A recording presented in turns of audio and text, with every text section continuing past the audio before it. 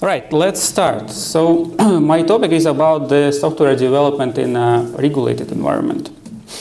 And first, let me quickly introduce myself. You can see the QR code as well, by the way, so if you want to connect with me, you can just use it and we can be friends on LinkedIn. But yeah, just briefly about myself, I have roughly 20 years of experience in IT, worked in different organizations, and here at Wallester I'm leading the R&D department, where we have like design, development, and product as well. So basically responsible for the whole product development. As my presentation will be based on our company, based on Wallester example, so I will give you a brief introduction what Wallester is and what kind of products we have here. And I hope it will be interesting for you as well, because you are currently sitting in the Wallester office. I hope you already had a tour, the ones who were interested to see how the office looked like internally. And now, just to give you some details about our company and what we are doing, so in numbers, we established in 2016. Currently, we have already more than 230 employees. We have an R&D organization, what I'm leading, 90 plus employees there. We have 4 different offices, one in Tallinn here, the biggest one, it's headquarters in Tallinn.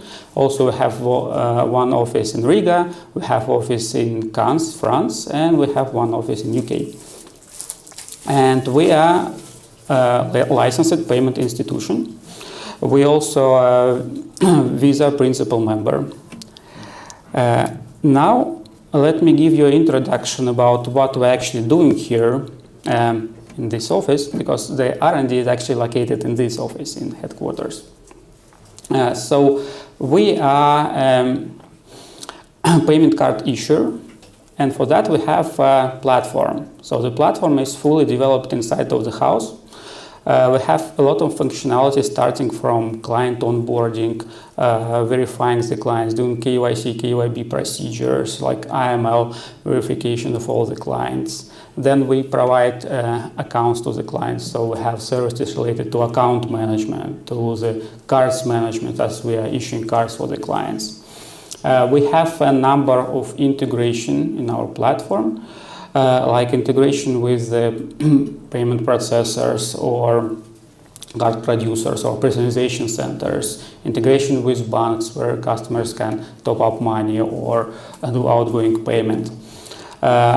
So a lot of different integrations we have, and that's not only a card issuing platform, we call it the whole ecosystem. We provide all the services to our clients, and our clients are other companies, so we work in B2B environment. And the main products that we can provide to our clients is basically 2. One is embedded finance, which is targeted for white label clients. So the ones who can or want issue payment cards through our company to have a branded cards. For example, small banks or credit institutions or big merchants. This is one direction. Another direction is expense management platform.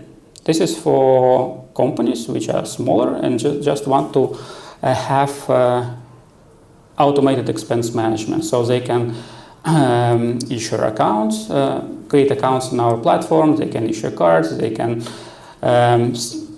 distribute these cards by different teams inside of the company, and then they can put different limits on these accounts, cards, to manage it separately. For example, they can issue cards for the event department or the cards for the office departments and so on. And then they can see all the expenses, of course, in our platform, and then they can export automatically these expenses to their accounting software and have full expense management cycle on our platform. And here also I show the main integrations we have. Like we are integrated with Visa through the processor, meaning that we are receiving all the authorizations on our side and all the transactions on our side. Who understand that it actually a lot of work needs to be done to implement that on our side. Because there is a special protocol, ISO 8583, which needs to be implemented to process all of that.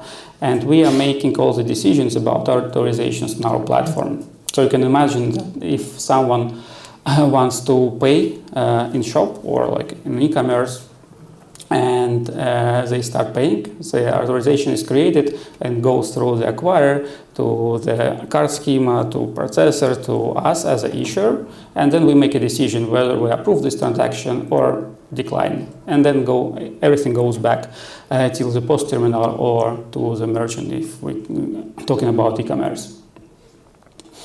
Everything what we have is run on AWS. And we have a multi-service architecture. We have roughly 60 plus services running in Kubernetes there. We use Go language to implement all of these backend services. We have front-end applications for our clients. You can also see that we have client portals, so where clients can access information about their accounts, cards, and transactions. We also have mobile applications for Android and for iOS. We have a back office for ourselves, because all our internal departments sits in the back office, and they can manage all the clients, see the information about their authorizations, transactions. All these applications are integrated through the JSON REST API, what we are providing. So we are using the same API for our internal portals and applications, and we provide the same API basically to our clients who wants to integrate with us. So this is on a high level from the product side and from the technological side what we have here at Wallester. Any questions so far? By the way, we have a microphone. Your lady with the microphone today. What are your main competitors on the market, and what's the differentiator you bring? All right. So as I mentioned, we have two main verticals. One for white label clients and one for Wallester business, where we provide expense management platform. So, for example, expense management platform, there is Payhawk or Pleo or other similar competitors. What we provide,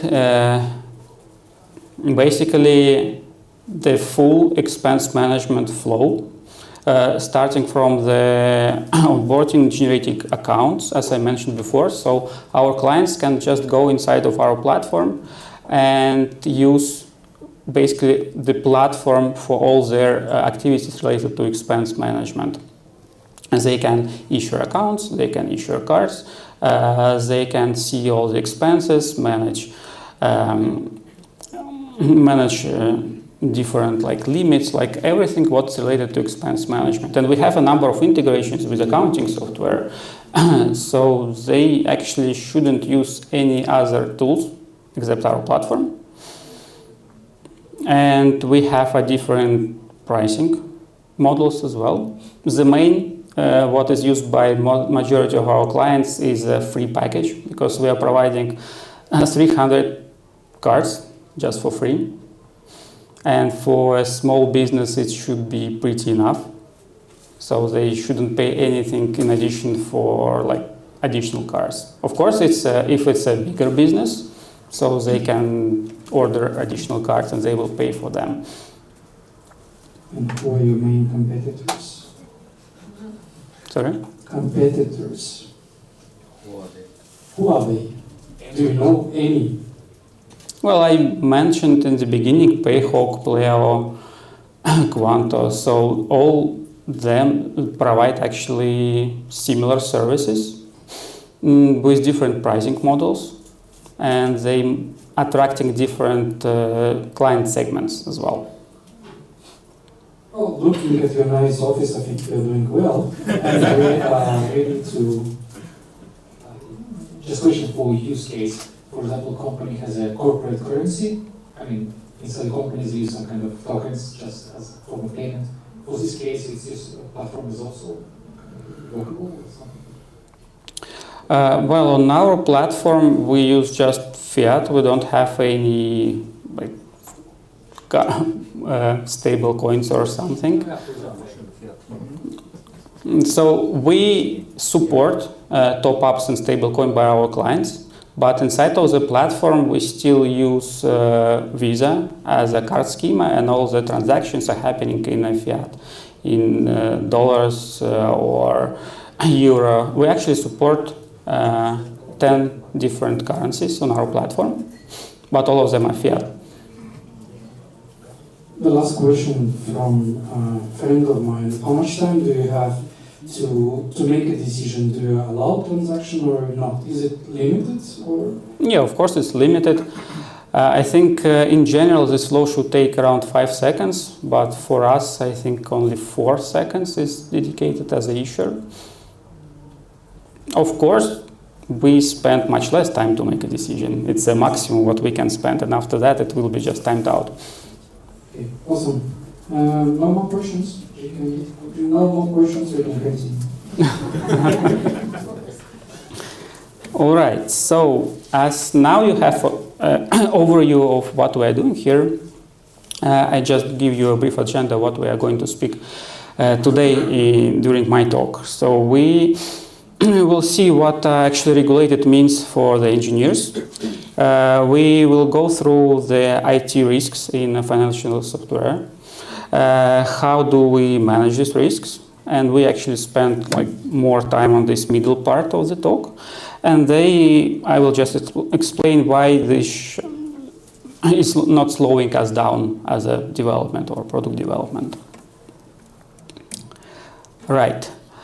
First question to you. So how many of you works in a regulated environment? Which one? Regulated environment, like in financial institution or some other regulation. Okay, not many. So a common myths, Kirill also mentioned some, but what I heard from, because we are actually hiring a lot, and we speak with the candidates, and the myths coming from the candidates, so they think if it's regulated then we have a waterfall inside, or the changes are very slow, which require a lot of approvals or something like that, and then there's no any innovation because there are a lot of compliance stuff. But actually that's not true, at least here at Wallester. So we develop a lot. We develop a lot of new functionality. We develop pretty fast. We try to utilize modern engineering practices, and we think about regulatory as just a technical constraint, not a blocker. And then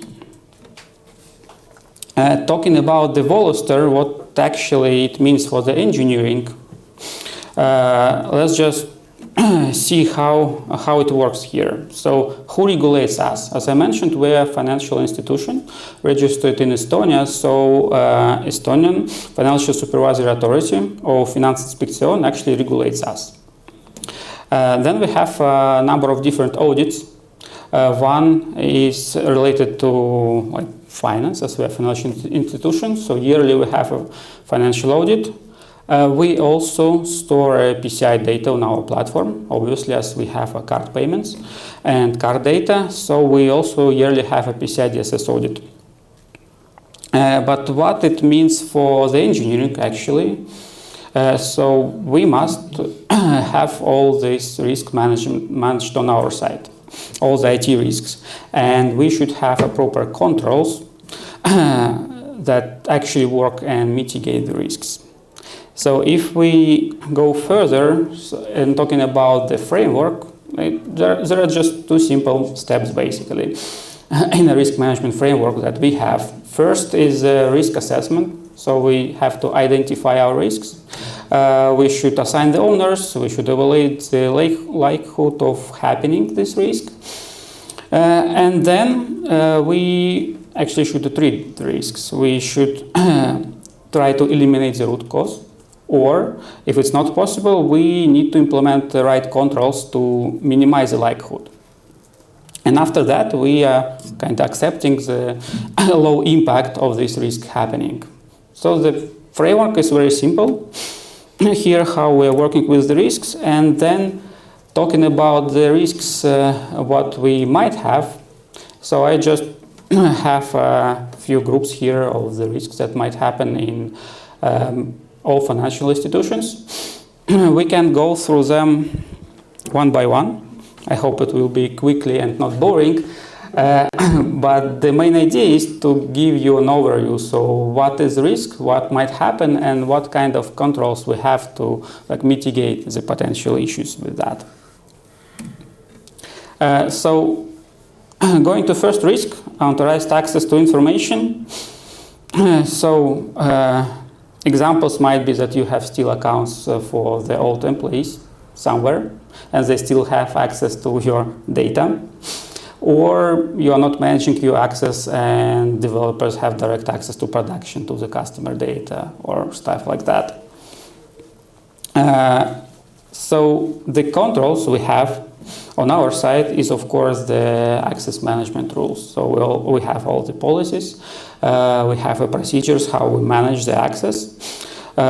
We have procedures when someone joins, how to grant access to all the systems we have, to internal systems or external systems. The same as if someone leaves, we have the procedures how to remove the access. So we are managing all the accesses here. In all the systems, we also have two-factor or multi-factor authentication to mitigate all these risks. Then moving to the next one, data confidentiality breach. So it might easily happen if you use some unconfigured or misconfigured environment in your network, or default configuration of the network environment. Or you might have leaks of the sensitive data in your logs, or you might have unencrypted data somewhere, and then if potentially it might be accessed by unauthorized user, then it will be data leak. So what we have on our side and how we're mitigating that, of course, we have classification of the information, so we understand where we have critical information. And then we are encrypting all the information we have. We have different access policies configured for all this information. For example, we are, as I mentioned, PCI DSS compliant institution, so we have the PCI data there, and on a network level it's also separated. So all the services which have access to PCI data, to card data, and this is basically the card numbers or expiry dates, so what you can see on the physical card. So this is kind of separated from the rest of the services, and we have separate rules there, how we access the data, what are the controls there, which more strict compared to the rest of the system. And yeah, all the information in our logs, we actually look what we are logging, so that we are not logging any sensitive data there, like card numbers or customer data. Then the next risk is about loss of data integrity. This might easily happen if you deploy something unverified, do some kind of data migration or something which might affect the data you have in your database, like production data.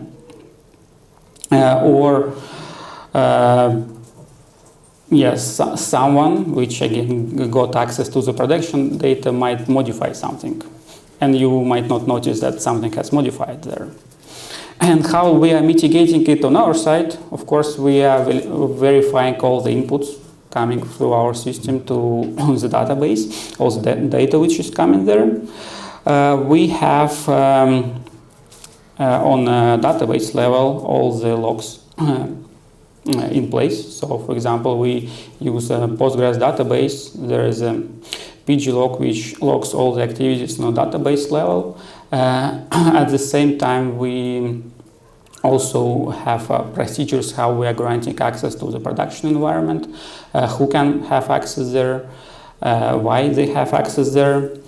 We also checking the balances on our side, that all the balances correspond to the, let's say, transactions happening on our platform. We are verifying data between our system and the card schema, Visa on our side, so that everything actually matches. So we have some kind of reconciliation process between two systems. So as main source of information about the financial data is coming from the card schema from Visa, so we're verifying what the data is on Visa side and what the data is on our side, and that everything matches there. All right, then the first one, the loss of availability. So it might easily happen that you might have outages in your platform or some kind of infrastructure failure. And for that, what we're actually doing, I think we're using the common practices in our infrastructure. So I already mentioned that we have Kubernetes, so we have multiple instances of our applications running in Kubernetes pods. We also have multiple replicas of our database. So we supporting failover scenarios. If something will happen with the master instance, so the replica might become a master there. We also deploy our services in 3 availability zones in AWS. In case something will happen with one data center, so the services will still keep running in another data center. And of course, we have a lot of monitoring in place. So we are monitoring all the infrastructure things, so how our database is doing, database instances, how our pods in Kubernetes is doing.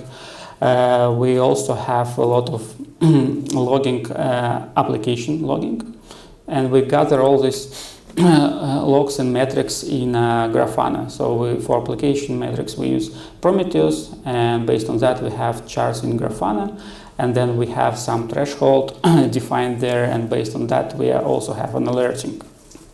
And alerting, when alert is triggered, so we use OpsGenie, which receives the alerts and then notifies the on-call guys who are actually watching for our platform. So we can actually talk about the on-call a bit later when we are going to talk about one of the next risks. For now, yeah, let's move to insecure change management. So as we do a lot of changes, because we develop a lot of functionality and we do it pretty intensively on our platform, this is very important how we do the change management. And what are the procedures, so who actually can deploy to the production. We did it this way that developers don't have access to production, so they cannot deploy anything right to production because we have different environments, so they can deploy to staging environment, verify something there, but to deploy to production, we have a special process, the pipelines, with the special rights, and only release manager and I think head of engineering can actually deploy something to production. Then we also have all the kind of change management process in place, where, for example, the tickets that the engineering teams are going to work on approved by the team leads, so they shouldn't work on some unknown tickets and implement something unknown to the production. The release management actually verifies that only approved items go to production. Then, talking about vulnerabilities and malware, we are monitoring everything, all the packages that we are using. So we use Golang. There are a lot of packages that might be used. So we are monitoring the Golang packages whether there are known vulnerabilities or exposure detected, and then we fixing or updating the versions of the packages. Then also the third-party libraries, other libraries that might be used by the So our software also monitored everything on a regular basis. So if everything is detected, we create a ticket to fix it as soon as possible, because the security is a priority for us as a financial institution.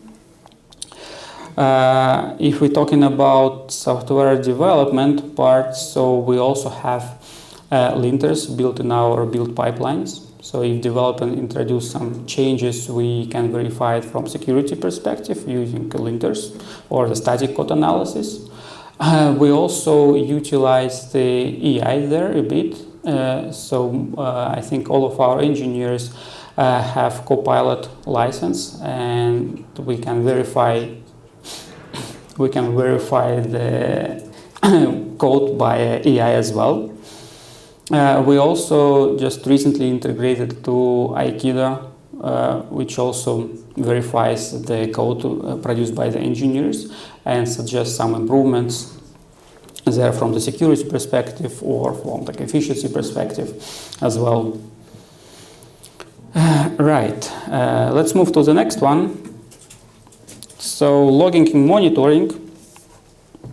So it might be not enough logging or not enough monitoring, or you might not manage your logs properly, and someone can change your logs actually. On our side, we have all the kind of central logging, so all the applications are logging everything to Elasticsearch, and then we use Kibana to see our logs there. We store our logs like separately for 5 years, because there might be some investigations happening, whether internal investigation or by request from some kind of authorities, like financial authorities or police, for example. So we have to store all these logs at least for 5 years. Right, and as I already mentioned before, so we also, while we are logging something, we are ensuring that there is no any kind of sensitive information in the logs. On top of that, we also use Honeycomb for traceability, which also really helps to identify some kind of issues that might happen in our services. Then, very important topic about the incident management. So the incidents might happen in a system, nothing bad about that, but the main thing, how you're managing the incidents. And do you have the register of this incident? Do you have the process, how you manage them? Do you have a post-mortems? So we have all of them. I also mentioned before that we even have on-call teams, which consist of the operations. It's basically second line of support, developers, and the infrastructure guys. So if something happens, we always have someone who will take the action and start the investigation and mitigation of the issue happening in production environment. And of course, for each incident happened there, we have a post-mortem where we basically see what happened, why it's happened, how to prevent it from happening again, and put some action items to like different teams to just improve something on our side to prevent this happening again. Right. And by the way, talking about the incident management as a financial institution, we also obliged to classify them, whether it was major or minor. So if some critical systems affected by the incident, we have to notify the financial authorities as a financial regulatory institution about this incident. Right. Another potential risk that might happen related to human errors or insider threats. And there might be like different things happening. It might be accidental, some deletion of data, for example, or some phishing emails, or something just run some script or something misconfiguration done by the developer or the tech support. And to protect us from this kind of situations, of course, we have security awareness training in our company. So all the employees have to pass the training and sign that they passed it. Then on a development side, development organization, we have like separate security related training. One is related to OWASP principles and how to securely develop software. The other trainings might be related to the data, like PCI data, how to store it. So we actually have the trainings for internal engineers and employees of Wallester. Then all the changes, they viewed by the multiple developers. Here I just put code reviews. So yeah, definitely we have code reviews. We have actually 2 code reviews for all the changes in all the teams. And yeah, we on the infrastructure level also monitoring different like anomalies or potential dangerous activities. So in AWS we have guard duty, for example, CloudWatch configured, which helps us to find something what might happen in our infrastructure, and all the alerts generated by these tools actually looked through by the software engineers or the infrastructure engineers, so that we understand that nothing bad is happening there.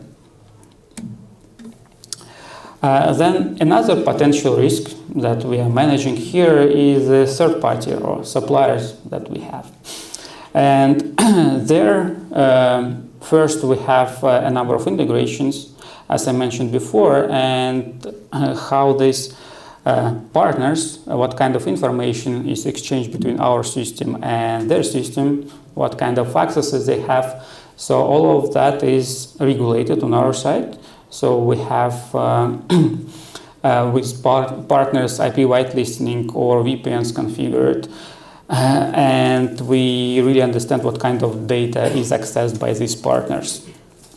Also, while we choose a partner, we actually do due diligence on our side. We see how much security controls they have on their side. Do they have any certifications or something related to security on their side? And we have, of course, register of all these third parties, and then once in a year we are assessing them again, because we have to understand that all security measures are still in place on their side. And yeah, of course, we are monitoring all the kind of connections with the third parties. So what is happening there? Is it the simple one? Is it still works? And what kind of how much traffic is going there? Right. And then business continuity and disaster recovery. It's also very important to understand that in case something happens in our infrastructure with our services, that we can easily restore it from the backups, for example, or just enable another region and start our infrastructure there. So for that we are doing backups, data backups. We are checking that we still can restore from the backups there. So time to time we are just taking the database backup, for example, restoring it in another cluster and see how much time it actually took for us. So we are monitoring our RTO and RPO stuff. And for example, for the database, we can restore cluster. I think the last test showed that somewhere 40 minutes took to restore the database cluster. And the data we can lose there is just 1 minute time frame. Of course, we have plans in case of disaster recovery and procedures where all the steps are written, what to do in this case. So to contact whom and what are the steps to restore it as fast as possible. We have also business continuity plans and testing. Then the last in my list is about being not compliance risk. So even we have all the controls there in place, even if we think that we are managing our risk, it might be not enough to be compliant there. Because, for example, we might not store the logs for like 5 years. We might still store them, but for 3 months, let's say, or something. So from one side, we mitigated the risk a bit, but it's not enough to be compliant. And there, basically what we have to have is the procedures defined, the policies defined of how we work, and all the controls should be in place. And we are actually verifying that they are compliant with all the regulations, like European regulations, regulations related to financial institutions. Now, as we went through all the risks, then who is actually manages the risks and what are the roles there? So we can go from the left to right. So the Chief Technology Officer, which is me, actually manages or responsible for everything. So I'm responsible for all the risks and its mitigation in Wallester. Then the DevOps engineers, of course, they are responsible for the risk related to the infrastructure. How can we restore everything? How we can monitor the production environment and stuff like that. The developers are responsible for the development of the software so that it should be secure, that the change management procedures should be there. QA are also taking part of it. They are responsible while doing the regression testing. They are responsible for verifying that we haven't introduced anything that might corrupt data or something that would actually harm our platform or affect somehow availability. The security engineers, so we have such kind of roles as well. They're responsible basically of the security controls we have, defining the controls or implementing the controls. We have to mitigate the risks. And then another role we have is a Chief Information Security Officer, who is actually responsible for the information security risks. And he verifies that all controls are in place, that they actually works. So it's like a control organ in our organization. And of course, compliance, who actually responsible for us being compliant. So they are aware of all the regulations, and they might give us as an R&D organization requirements, so what we have to implement to be compliant with something new or existing if we are not compliant yet. So as you can see, it's shared responsibilities. So all the roles in our organizations are responsible for part of it. And you as DevOps engineers, developers or QA, basically should know what is your area of responsibility in this framework and the risk management. And when we have audits, so as I mentioned before, we have a financial audit once a year, PCI DSS audit, and we have a number of internal audits happening to just understand how we are compliant with the regulations. And nothing to be scared actually there. So what the auditors are interested in, they mostly want to understand that you are managing your risks, that you know your risks, you have a proper controls in place, and that you can show it.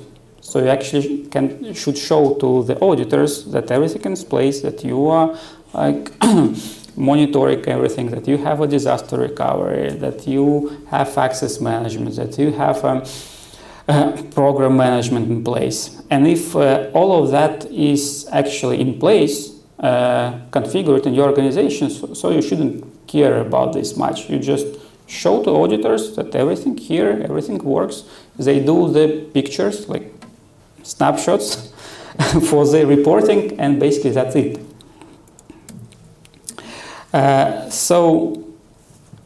And then does regulation actually change something of how we are building processes? I think that regulation doesn't slow the development process because first we have all the kind of procedures and policies in place, so everyone knows what to do, what are their responsibilities in this risk management, and you actually don't spend much additional time because, as you saw before, it's kind of distributed across the different roles in our organization, so everyone does something. We have even like specific roles like security engineers or CISA, Chief Information Officer, which are not related much to the development, to the kind of developer engineers. So the overall process is not slowed down by all these additional regulations and controls that we have.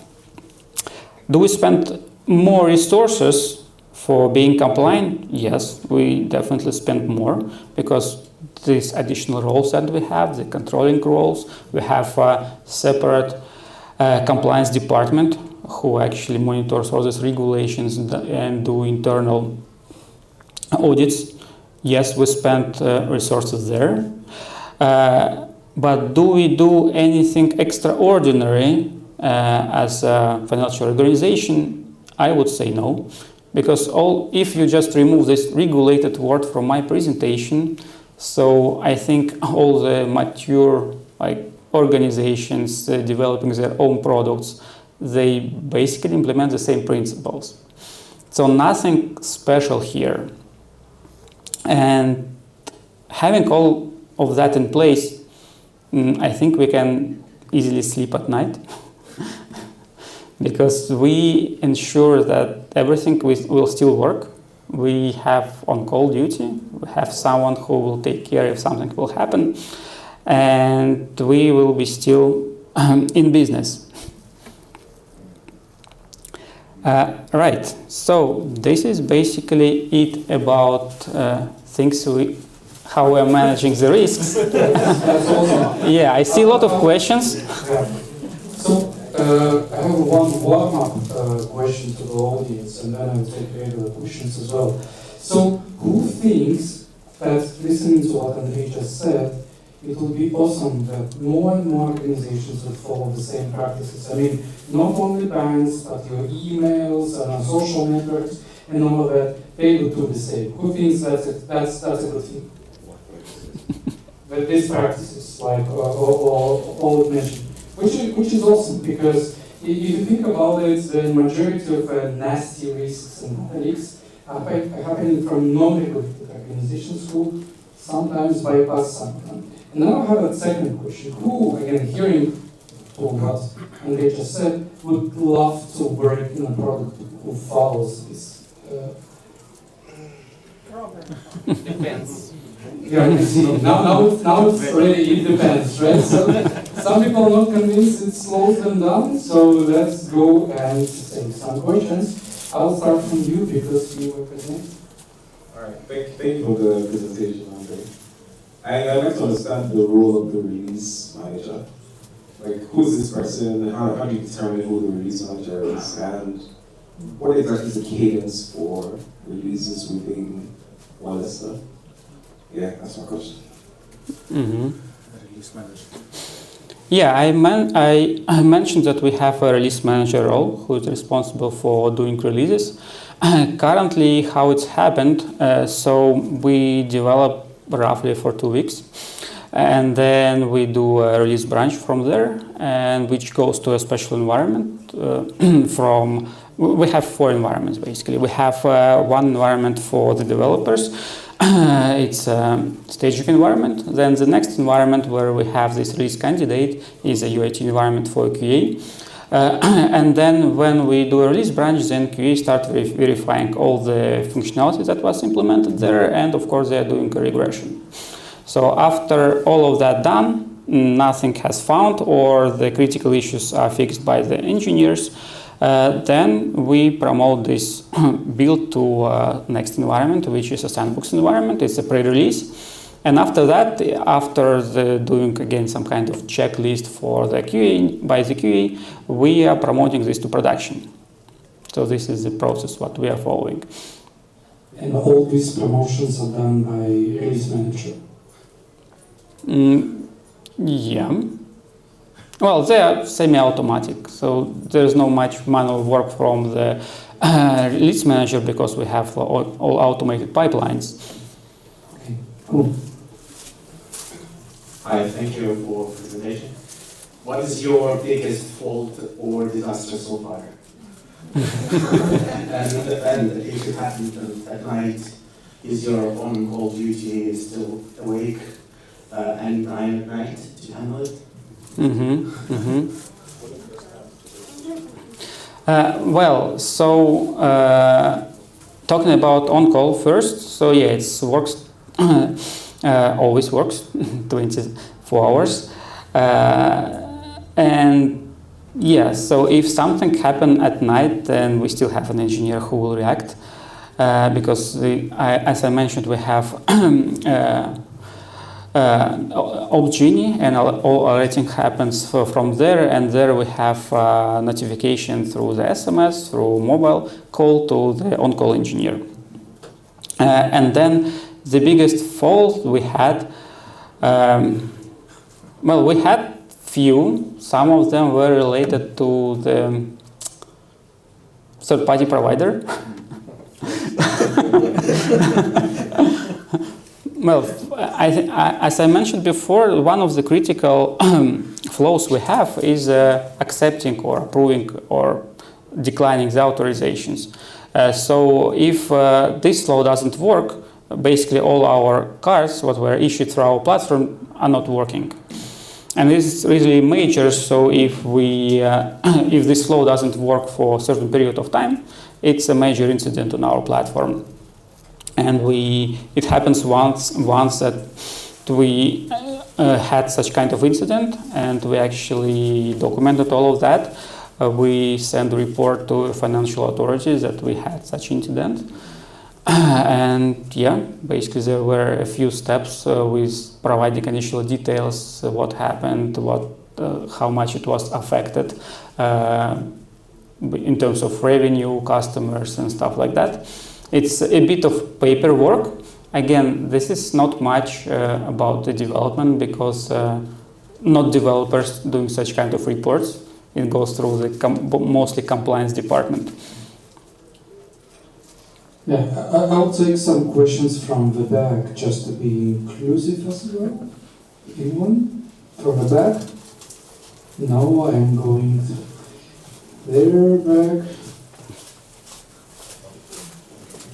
What is overall overhead if you take all company resources to follow those all regulations? Because according to your presentation, I think it's about 30% at least.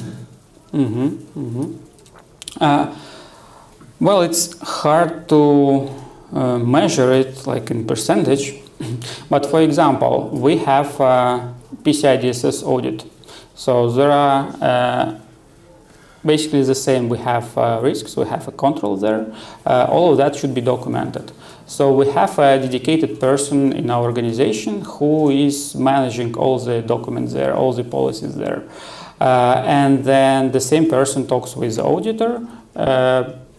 It's basically, you can think about one resource in our R&D organization who are dealing with the PCI DSS audit. But this is just an audit. Of course, to implement the controls, it's not one-man job, so the controls are implemented on infrastructure level as well. But they are not like specific, for example, for the PCI DSS regulation or something. So they're general, the same as I described, which would ideally should be part of all big systems.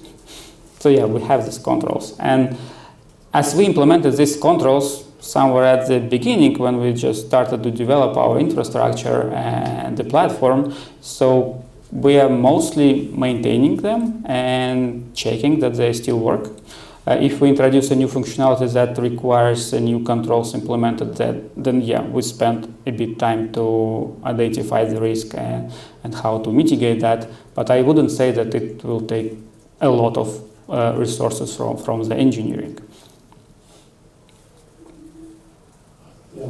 It's really nice to see that you follow all the security practices, because from my experience I work a lot with finance organizations the same as yours, and they follow it like ad hoc.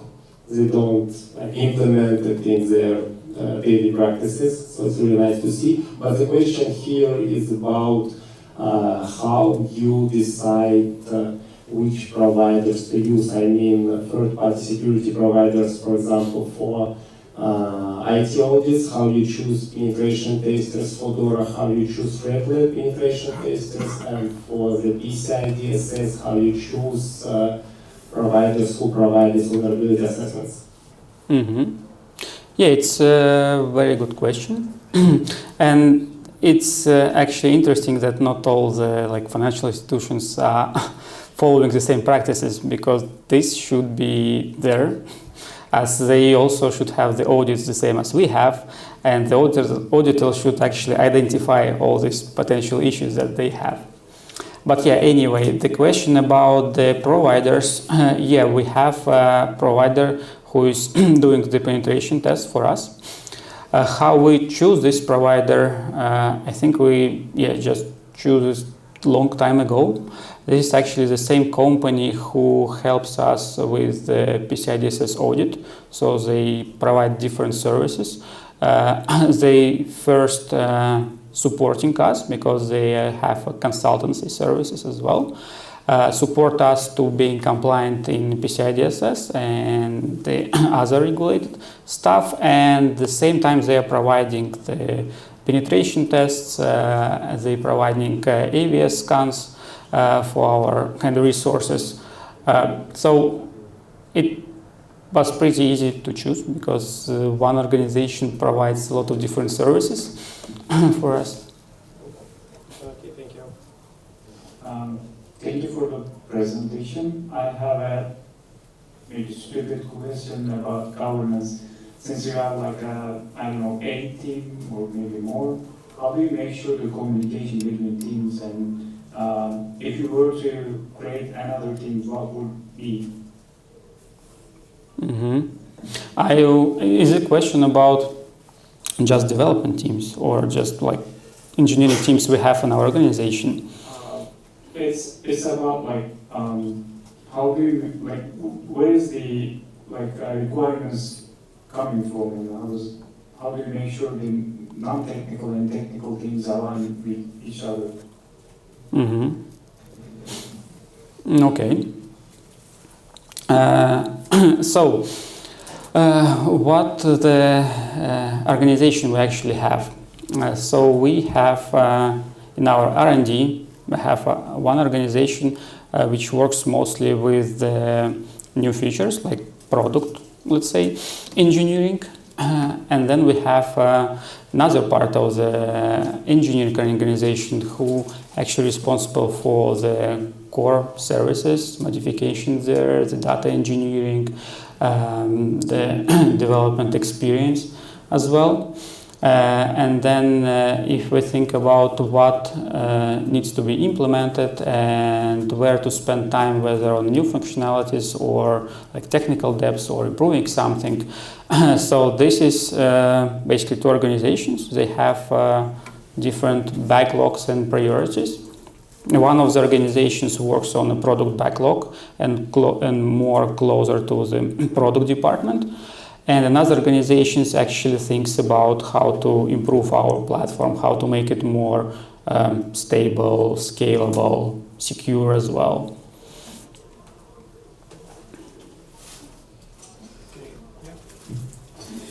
We'll take one last question from here. Thank you for your presentation. You mentioned that you have compliance monitoring and evidence collection and retention. I'm interested how it's organized. Is evidence collection somewhat automated? Do you have it as immutable packages stored somewhere? or it's manual process? Currently, it's manual process. Some time ago, we actually talked with different vendors, and some of them were offering some kind of automated way how to collect the evidences. At the same time, they wanted to have access to our infrastructure to basically automate it. So far, we don't trust much there. We don't want to give access to our infrastructure, and we do all the evidence collections manually. How much time does it take and what's the effort? Well, again, we have, so if we're talking about the engineers, like developers, you shouldn't care about that. We have another role who actually verifies that all the controls are in place, taking the evidences of that. In our organization is the Chief Information Security Officer, who quarterly does internal audits and see all the controls in place. This is internal stuff, and once in a year, when we have a financial audit, we also kind of collect the same evidence and present it to auditor. We will not take more questions because Andrei will be still here for several minutes. I hope so, right? So you can... Yeah.